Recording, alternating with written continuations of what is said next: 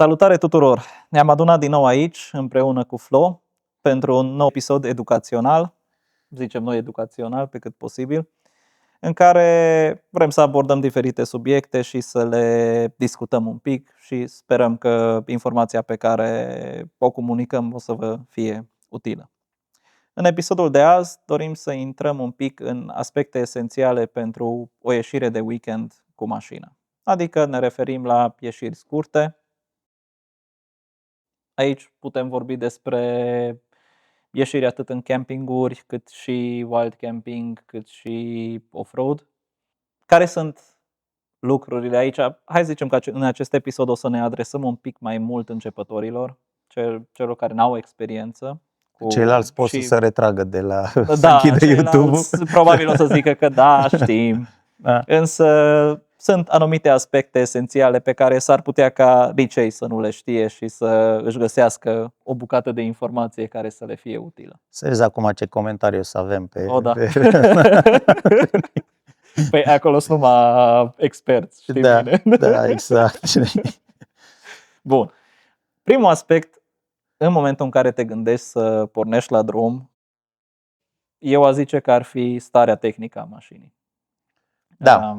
Și să știi că foarte multă lume, hai să nu zic foarte multă lume, 80% sunt cei care își verifică mașinile, iar 20% zice, păi da, mașina mea nu are nimic, absolut nimic. Am avut cazuri, mulți știu cazuri, în Africa mi-au venit cu rezervor spart, s-a dus injecția, din cauza că mașina, ori mecanicul l-a mințit, ori el n-a văzut sau mașina n-a fost lăsată destul de mult în serviciu să fie reparat tot la ea.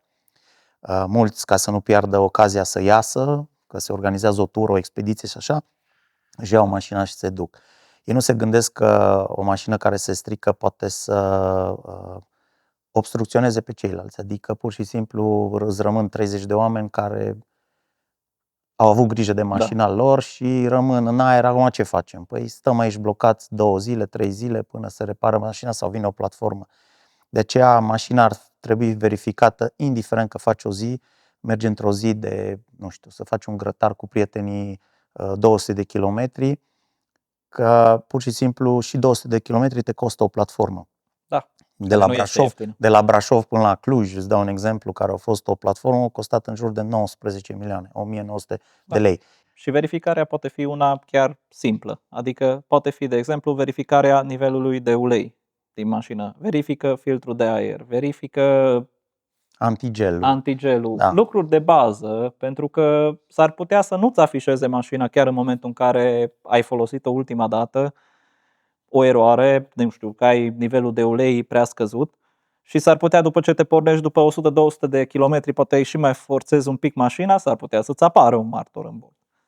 Și e păcat ca să fie un lucru de bază. Acum că ai o defecțiune, nu știu, pe partea de injecție, ok, poate, hai să zicem, sau că sunt anumite lucruri imprevizibile pe care s-ar putea să nu ai foarte multe semne sau să nu-ți dai seama numai în momentul în care se întâmplă problema că ți-a cedat ceva. Ok, nu ne referim la asta. Sunt situații de excepție.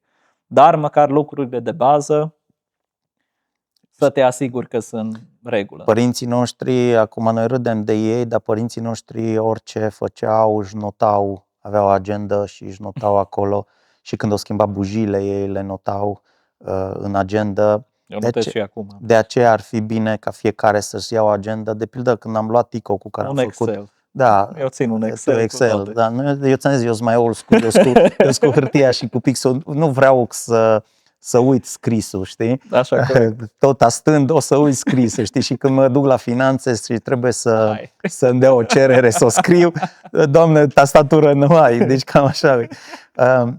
Când am luat Tico, am găsit o agendă în Tico în care domnul care a avut, bătrânelul care a avut mașina, de când o lua mașina de nouă până a murit, că el murise și copiii lui vânduse mașina, a scris absolut tot în ea, tot ce s-o lucra la mașina aia. Era mai bine ca și, cum se spun, când te duci la reprezentanță să-i ceri istoricul mașinii, exact. Aveam tot acolo.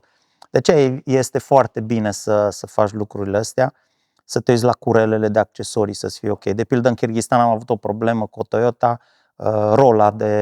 rola întinzătoare de la accesorii, s-a dus rulmentul din ea.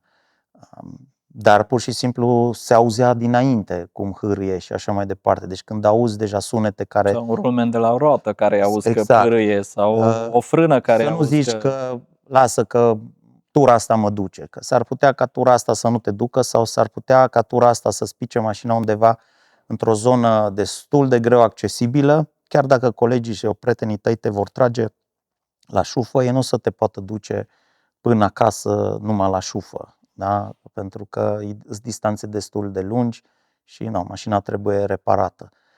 Cam asta ar fi despre în mare, să spunem. Da. Treptat o să mai discutăm lucrurile acestea, să înțeleagă oamenii că vlogurile astea scurte nu sunt vloguri care eu o să stau să le explicăm și tu despre injecție și despre pompe de injecție și așa mai departe. Probabil în viitor o să facem poate în viitor, niște episoade mai specializate. O să discutăm, dar eu cred că sunt alții care sunt chiar specialiști în astea. Poate invităm și pe cineva care să fie... Exact, și atunci putem discuta mult mai detaliat, pentru că chiar dacă suntem exploratori și colindăm lumea asta, din experiență, noi vorbim din experiență, nu stau, eu n-am desfăcut sincer niciodată o pompă de injecție și nici nu o voi face, pentru că dacă o desfac de desfăcut e ușor.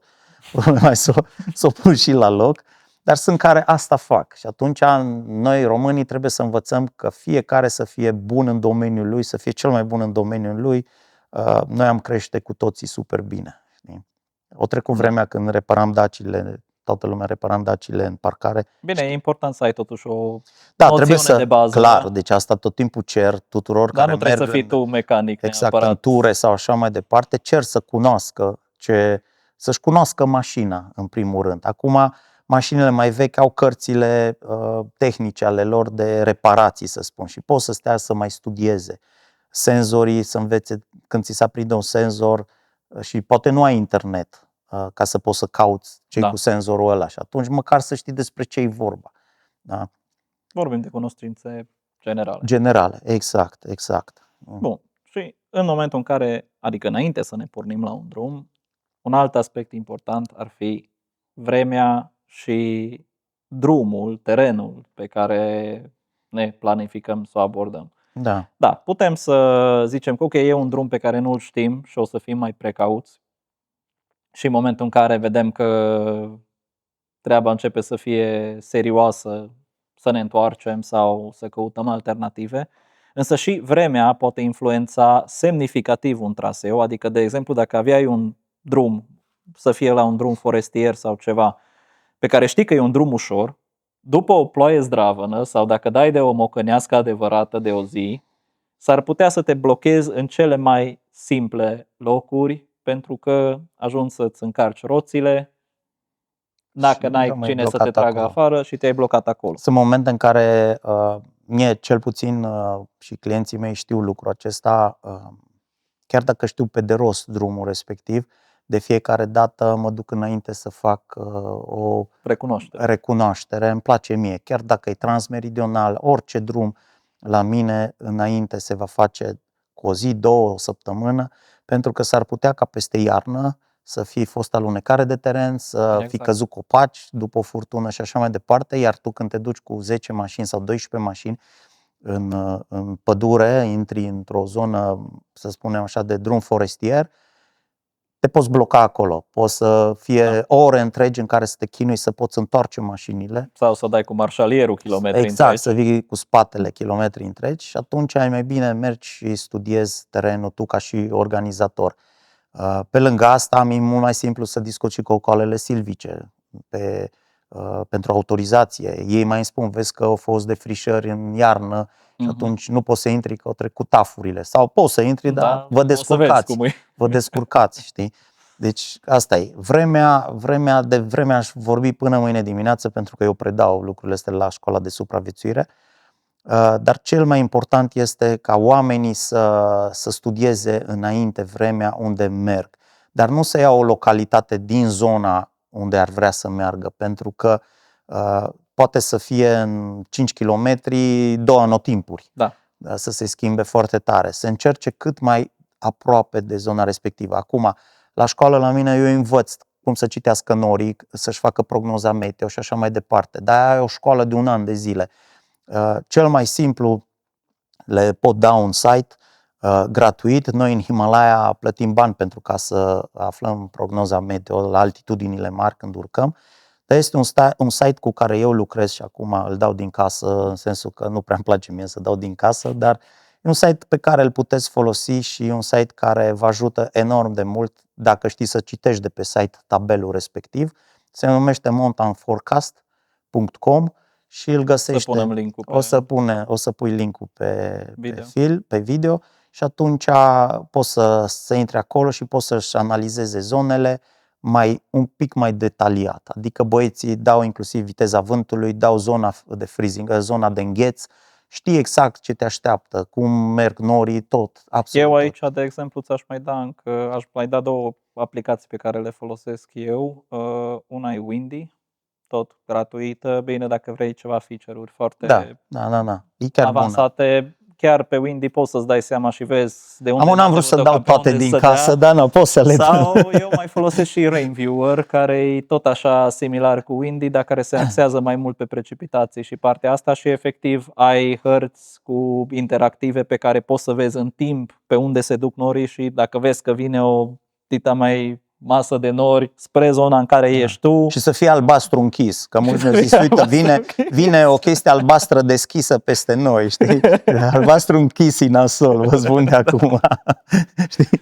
Așa mi-a arătat să răști, uite, Flo, am un albastru deschis. Zic, da, e ok albastru, deci nu o să fie precipitații mari, dar albastru închis, feriți-vă de el. Știi? Deci da, vremea este un aspect important, pe cât posibil să eviți vremea foarte rea, pentru că nu vrei să te trezești pe o creastă, atunci mai bine să fii jos undeva, pe când ajunge furtuna să nu te ia chiar pe o creastă, că s-ar putea să fie... Hai să vă dau un exemplu real, care l-am prins la o tură. Am văzut că vine furtuna, tot timpul studiez un pic cu norii, chiar din mașină îi pot vedea. Și știu cam ce se va întâmpla în următoarele, să zic, 10, 11 ore, 12 ore. Și le-am zis la băieți, vedeți că o să ne prindă o furtună și ne-a prins o furtună. Eu apucasem, fiind prima mașină, apucasem să ajung în vârf. A început să ploaie torențial, dar m-a prins pe la mijloc, nu s-a umezit urcarea și am apucat să urc. Vreau să zic că celelalte 10 mașini au fost prinse toate pe urcare. Erau pur și simplu de-a latul, întoarse, noroc că mai erau copaci, unii stăteau cu bara în copac, pentru că inclusiv cu frâna sau cu orice, dacă stătea, mașina nu mai putea urca, alunecau la vale, se adunau toate pachet. Asta înseamnă vremea în care, dacă te prinde pe o rampă, pe urcare, e destul de... Sau pe o coborâre. Sau pe o coborâre, atunci ești sanie. Deci ești...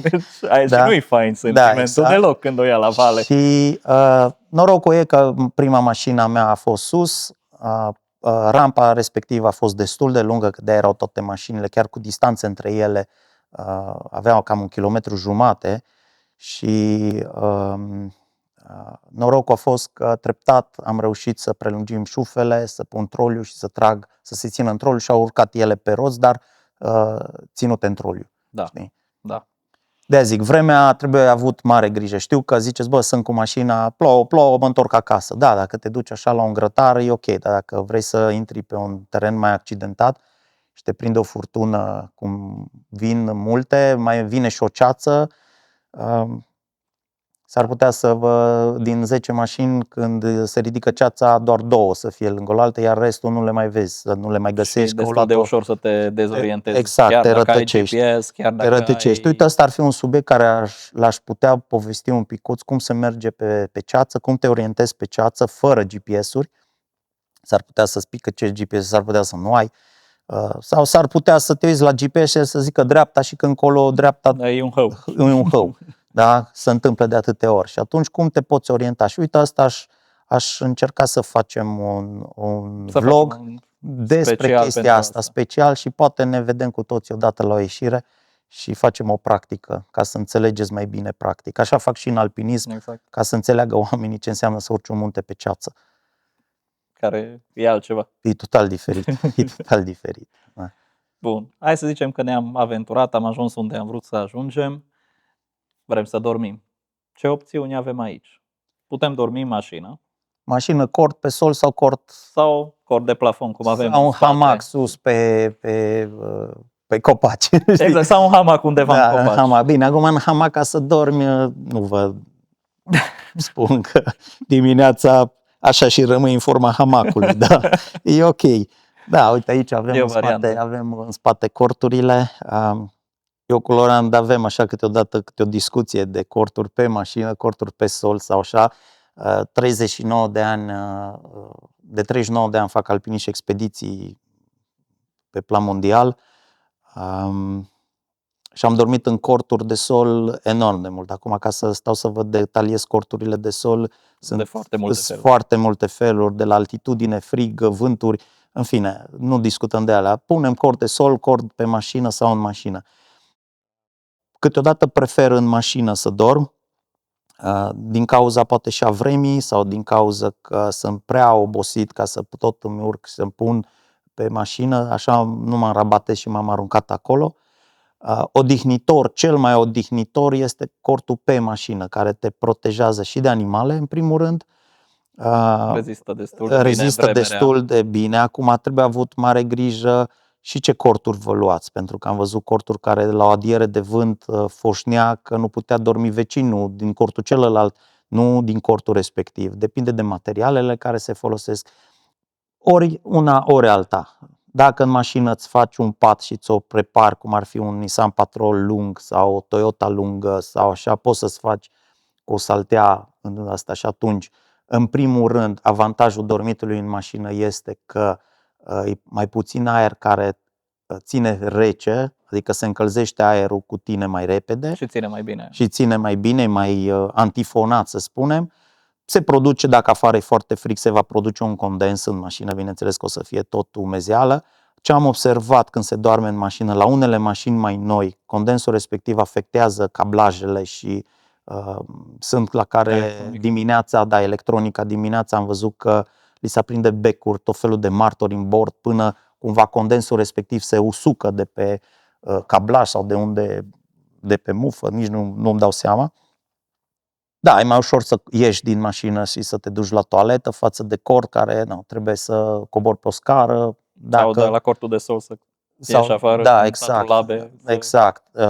La cel de pe acoperiș trebuie să nu fii obosit seara. Adică mulți merg cu mașinile și seara se obosesc foarte tare, nu de la condus, și atunci e foarte greu scara. Deci unii nu mai nimeresc scara. Deci am avut cazuri în care mai erau și coborât repede. Da, cobor cu capul în jos și erau agățați de scară și îi strigau: Flo, hai că am rămas agățat. Și eu am alunecat și nu eram obosit, că eu nu mă obosesc. Dar am alunecat din cauza că era rouă pe scară și am alunecat pe scară. Cam asta e. Da, dar confortul, acum nu putem spune că nu e confort. Deci confortul, dacă, nu știu, mergi într-un pat de hotel sau un cort adevărat, cu o saltea bună, ai un confort foarte fain. Mai ales că ai lumină, pui o tabletă, te uiți la un film. E altceva. E total diferit. Știi? Plus protecția față de animalele sălbatice care umblă. Bine, am avut și un caz în care un urs a urcat pe o mașină și o atins pe cel din cort, dar ăla e un caz rar, odată la 2 ture. Și trebuia să zice. Și trebuie să fie destul de motivat ursul. Exact, trebuie să fie și motivat ursul. Da.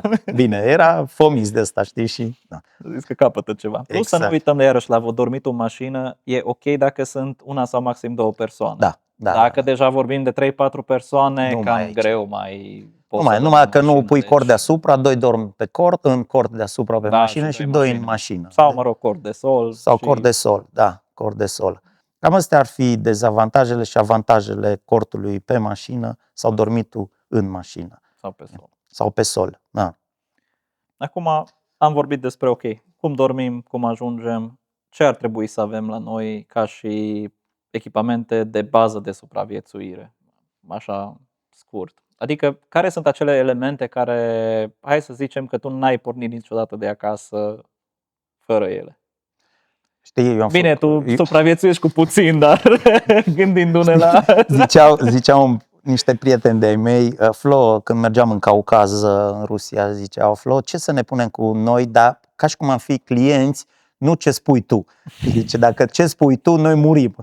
Da, le-am făcut o dovadă că pot să stau cu o legătură de chei de casă 10 zile, pot să stau în deșert 10 zile, pot să stau cât vreau pentru că cheile alea mă ajută să-mi fac tot.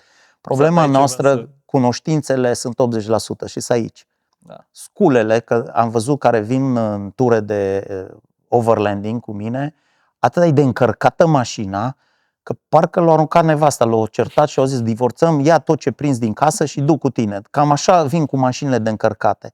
Că dacă o să am nevoie, știu că dacă, dar cum să spun, noi avem un computer aici, care dacă îl încarci cu cunoștințe, tu poți să adaptezi foarte mult.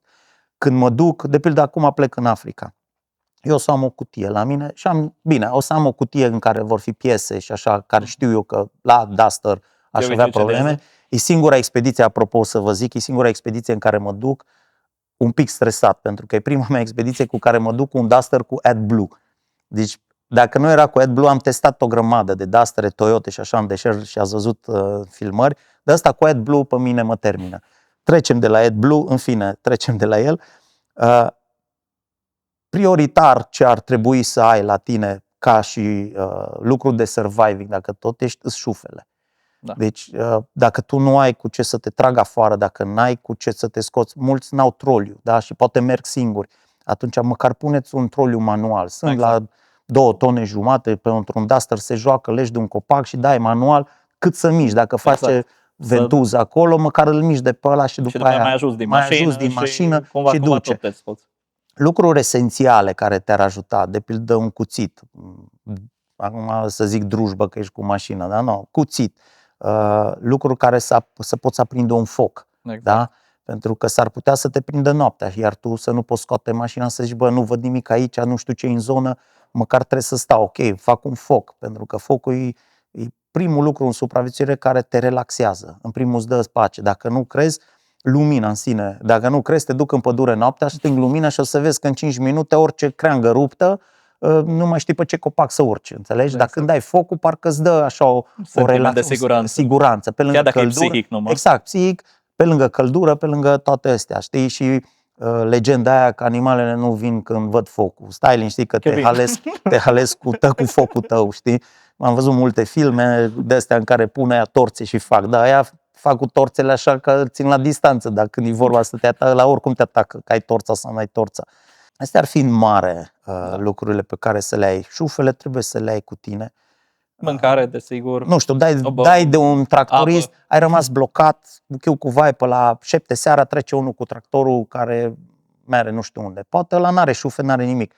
Dar poate să te tragă în cazul în care și te poate trage ceva. și atunci zice, păi eu te-aș trage. Și atâtea cazuri în care nu-și găsesc cuiul de tractare, știi, la mașină. Bă, eu am, hai că te trag și stau cu șufa în mână, dar n-am de ce să leg. Și atunci mă gândesc, leg de o roată, leg de și poate rămâi fără roată. Și poate rămân fără sau așa mai departe. Deci lucrurile esențiale care trebuie să le ai îs astea, în mare. Acum, dacă intrăm în detalii, o grămadă. Acum o să scrie lumea în comentarii și aștept să comenteze ce și-ar lua cu ei. Și o să vezi acolo că ar muta... Spuneți-ne ce ați luat cu voi. Exact. Pe lângă beri. Da, bine. Alea-s lichide. Lichide, dar și aia trebuie să ai. Da, alea-s lichide, Santigelo pentru oameni, știi? Da, chiar scrieți-ne în comentariu ce ați luat voi așa ca o trusă de supraviețuire în primul și în primul rând. După care vom face un episod în care vedem cât o să puște ce au zis oamenii cu... Da, și o să vă fac un episod în care o să vă arăt o trusă de-a mea de supraviețuire. Mulți care au fost la cursurile de 4x4 le știu, care stă doar în bordul mașinii, deci nu trebuie să stea, nu e o trusă imensă. Și discutăm. Și mă gândesc și o să ne gândim poate mai încolo, inclusiv eu, o să vă dăm un premiu, cei care ne urmăriți și o să vă punem o întrebare sau un coment care lăsați, care e mai aproape de realitatea pe care noi o discutăm, știi? Și ne gândim, nu știu, veniți cu mine într-o tură, vedem. Găsim ceva. Găsim. Da. Bun. Asta a fost episodul de azi, ca să nu ne lungim foarte tare. Până la data viitoare, like, subscribe Și să ne vedem cât mai sus. să ne vedem cât mai sus. Vă salutăm! Salut!